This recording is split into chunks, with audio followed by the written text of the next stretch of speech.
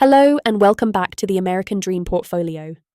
As we continue to lay the conceptual groundwork for building the American Dream Portfolio, it occurs to us that we have made repeated references to power and to forces, including forces of nature, like gravity.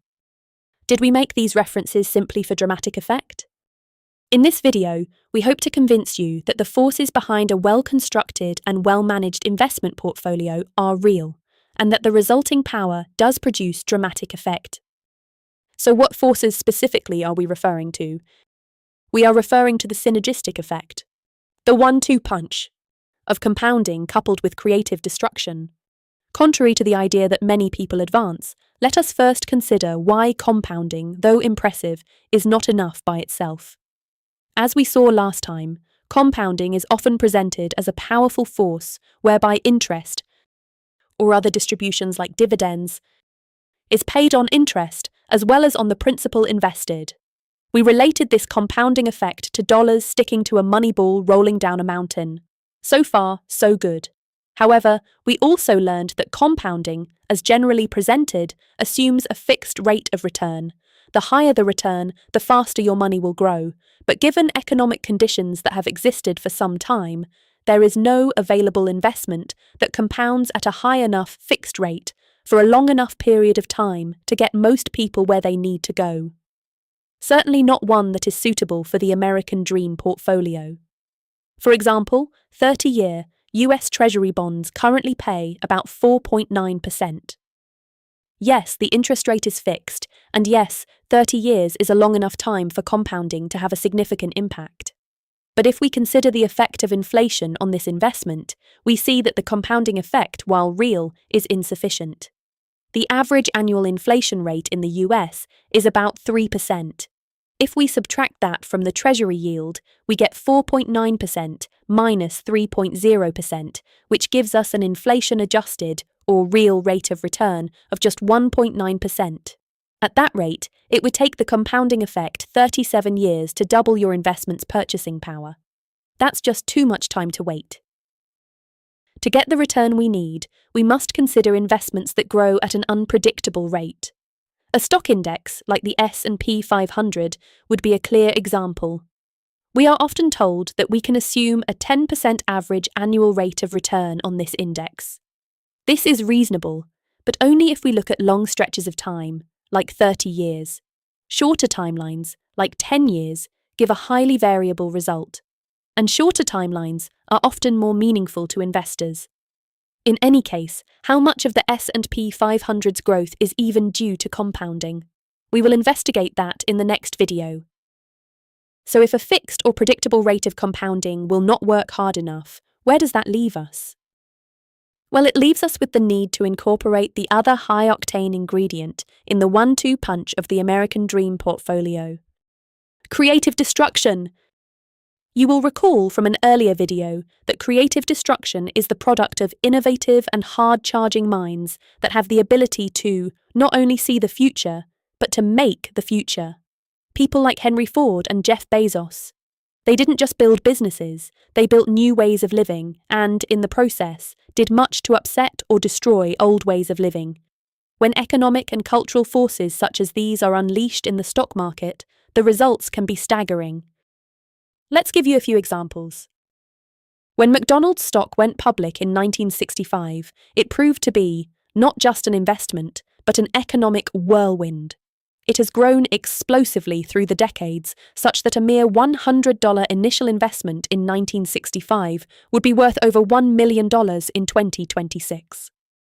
Growth of this magnitude is not simply the result of compounding, because, as we've discussed, no investment supplies income at a high enough rate to give us the life-changing appreciation of McDonald's stock. The real driver of this result is creative destruction, started when the McDonald brothers invented the fast food industry, and really brought to life by a man named Ray Kroc, who took their idea to the masses through franchising. Another example is Microsoft, which went public in 1986, 11 years after being started in Albuquerque, New Mexico, by two computer nerds named Bill Gates and Paul Allen. When Microsoft was founded in 1975, computers were largely the domain of banks, insurance companies, and the government. Most were the size of refrigerators or larger. Even the so-called portable computer, introduced that year by IBM, weighed in at 55 pounds. There was a scattering of computer hobbyists in those days, but they had no economic impact. Microsoft was the driving force behind propelling the computer out of the Neanderthal age of institutional-only users to the present day, where computers are ubiquitous in homes and offices around the world and are now embedded in all manner of devices from ATMs and self-service checkouts to CT scanners, wristwatches, and navigational aids. And how has Microsoft's dominating influence affected its stock price? Well, since 1986, a share of Microsoft's stock has appreciated 434,000%. Once again, the power of creative destruction. But does creative destruction propel the stocks of these amazing companies upward in a straight line? It most certainly does not. That's because a stock's price is determined primarily by expected future profits. These expectations can be influenced as much by hope, ego, and greed as they can by business realities. And of course, there is nothing so difficult to predict as the future. We already learned in a previous video that Amazon stock shot skyward out of the gate to a height of 7,000% appreciation, only to plummet nearly 90% during the dot-com crash. You've heard of the phrase crash and burn? Amazon stock came very close to doing just that. So what have we learned so far about the 1-2 punch of these amazing forces? Well, it would seem that harnessing the true power of compounding means accepting an unpredictable rate of return in the short to intermediate term, up to 10 years at least. Only very long timelines, such as 30 years, give us some measure of predictability. As for creative destruction, it can be as hard to predict as a raging bull, and that assumes we have any hope of identifying promising companies before their stock price begins to decelerate. That being said, it has been creative destruction, not compounding, that has been the primary force propelling a select few stocks to dizzying heights.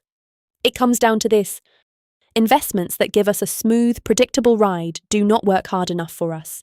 They simply will not supply the juice needed to provide us with financial security. We will still have to work or be dependent on others. Unless you are able to fund your account very aggressively and for a very long time, only those investments that are difficult to predict and even more difficult to identify offer the promise of financial independence. To come to grips with this challenge, we will produce future videos that compare the risks inherent in a 30-year winner like the S&P 500 with the raging bull of creative destruction, which can take us to the highest heights and send us plummeting towards Earth during the same wild ride. We will also look at an alternative investment which uses a mathematical reality to beat the market over time.